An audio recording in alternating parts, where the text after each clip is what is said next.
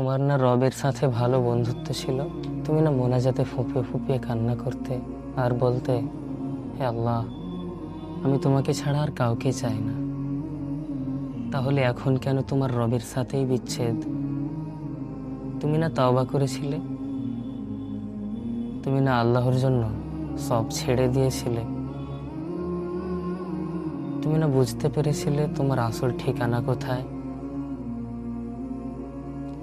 তুমি না মুমিন হতে চেয়েছিলে, ইসলাম মেনে চলতে চেয়েছিলে? ভুলে গেছো?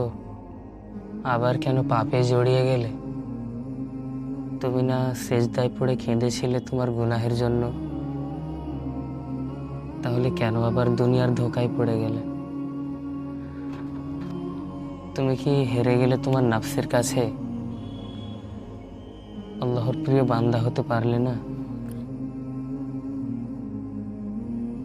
কোনো ব্যাপার না, বারবার শয়তানের পাদে পা এখনো ফেলছো। সময় আছে। তুমি কি জানো না তোমার রব কত মহান? তুমি অপেক্ষা করছেন তোমার জন্য, তোমাকে ক্ষমা করার জন্য।